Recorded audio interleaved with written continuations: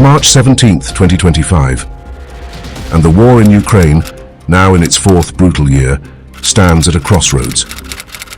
US President Donald Trump will call Vladimir Putin to hammer out a 30-day ceasefire that Ukraine agreed to last week in Saudi Arabia.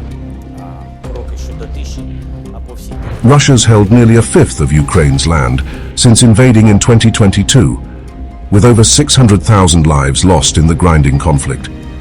Putin signaled he's open to peace, but only if Trump can answer his 7 critical questions, conditions laid out in a Moscow press conference that could make or break the truce. Last Thursday, Putin stood beside Belarusian leader Alexander Lukashenko in the Kremlin, detailing his terms. The ceasefire push comes after months of Russian gains, like the fall of Pokrovsk in February, and Ukraine's weakening grip with a bold but faltering raid into Russia's Kursk region last summer. Putin's questions reflect his leverage and his doubts, honed from 3 years of war. If Trump can resolve these 7 concerns, peace might take hold. Otherwise, the fighting rolls on. Here's what Putin's demanding.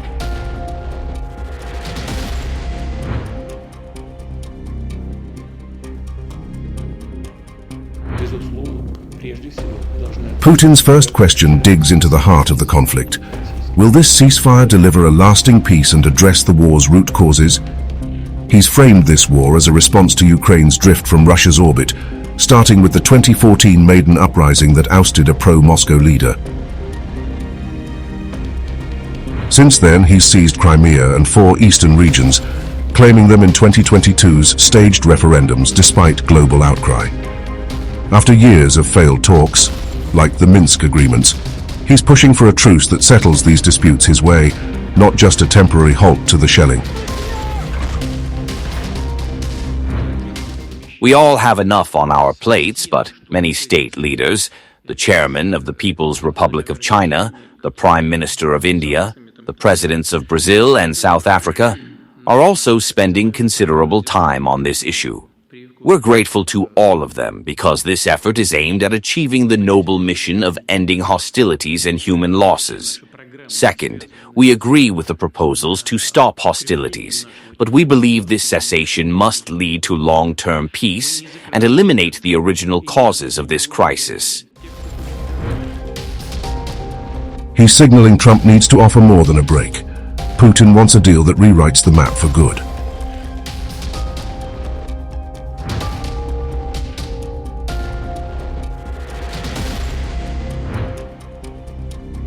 Next, Putin turns to a sore spot, Russia's Kursk region where Ukrainian troops are trapped.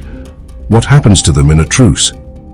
Last August, Ukraine launched a daring incursion, grabbing 1,000 square kilometers to disrupt Russian lines and boost morale after losing ground in the east. Putin's forces countered hard.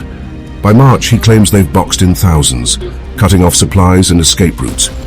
He's been hands-on, visiting Kursk just days ago, and now wants Trump to clarify their fate in any ceasefire deal.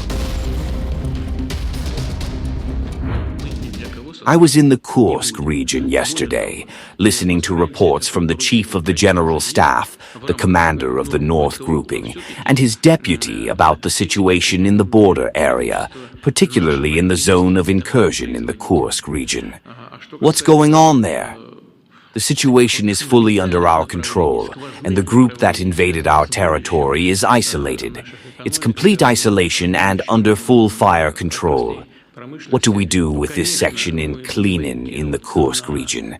If we stop hostilities for 30 days, does that mean everyone there gets to leave without a fight? It's a tactical puzzle. Will Trump let them slip away or force a tougher outcome?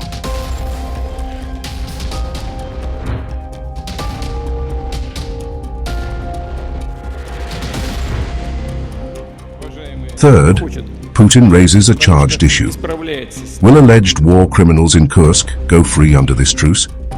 Russia's state media has trumpeted claims of Ukrainian attacks killing over 100 civilians there since the incursion began, though hard evidence is thin.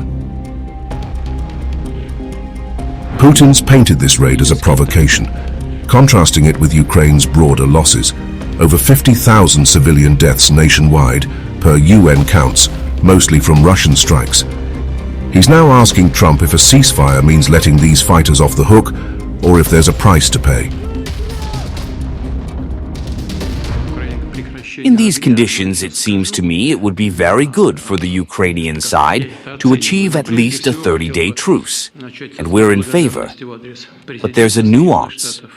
What's that? First, what do we do with this section in Klinin, in the Kursk region? Are we supposed to let them go after they've committed numerous crimes against civilians? Or will the Ukrainian leadership order them to lay down arms and surrender? It's a moral and strategic line.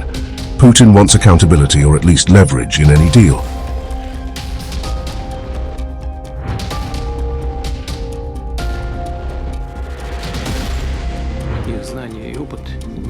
Fourth, Putin's focused on the 30-day truce itself. What will Ukraine do with that time? Since 2022, Ukraine's leaned on Western weapons, F-16 jets since 2024, HIMARS launchers pounding Russian lines, but losses have piled up, with manpower stretched thin after lowering the draft age to 25. Putin's seen Ukraine rebuild before, like after the 2022 Kharkiv counteroffensive that reclaimed thousands of kilometers. He's worried this pause could be a reset button for Kyiv, not a step to peace. So how will these 30 days be used? For forced mobilization in Ukraine? To deliver weapons there? To train newly mobilized units? Or will none of that happen? He's pressing Trump for a promise. Will it be quiet or a rearmament race?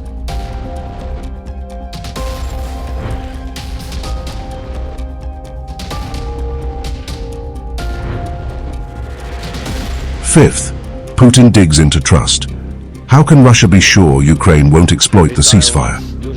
The Minsk agreements of 2014 and 2015, meant to stop fighting in Donbass, crumbled amid mutual accusations. Russia kept arming separatists. Ukraine kept resisting. By 2022, that distrust exploded into full war, with Putin claiming Ukraine's Western ties as the betrayal. Now facing a new truce, he's skeptical Kyiv will play fair without hard proof.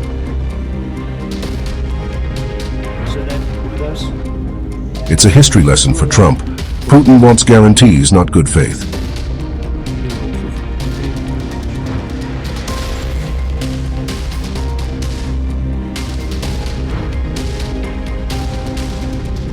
Sixth, Putin asks who will enforce this truce across Ukraine's 2,000-kilometer front. Russia's been on the march in 2025. Pokrovsk fell in February, a key eastern hub, and Donetsk's edges are buckling under steady pressure. The front stretches from Kherson's plains to Luhansk's hills, a jagged line of trenches and ruins. Putin's forces have momentum, and he's questioning how any ceasefire holds without clear authority over that vast stretch. And what about the other issues along the entire line of contact, almost 2,000 kilometers? As you know, Russian troops are advancing on nearly all sections of the combat line. So, who will issue the orders to stop hostilities? And what weight will those orders carry? How will control be organized? He's looking to Trump. Who's in charge and can they make it stick?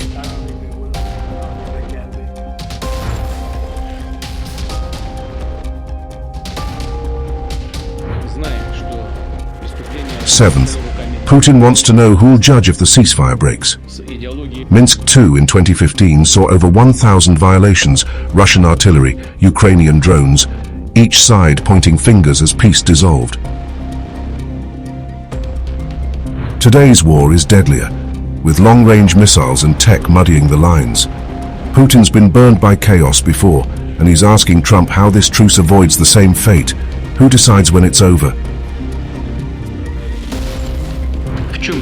Who will issue the orders to stop hostilities? And what weight will those orders carry? Imagine, almost 9,000 kilometers. Who will determine where and by whom a potential ceasefire agreement might be violated along 2,000 kilometers? And then who will blame whom for breaking it? It's a practical hurdle. Without a referee, Putin sees collapse. Trump takes on Putin's 7 keys. From Moscow, Putin's drawn the line. Answer these and peace could settle, cementing Russia's hold and Ukraine's scars. No answers, and the war, 600,000 dead and counting, marches on. It's Trump's move to unlock Putin's terms, or the guns keep firing.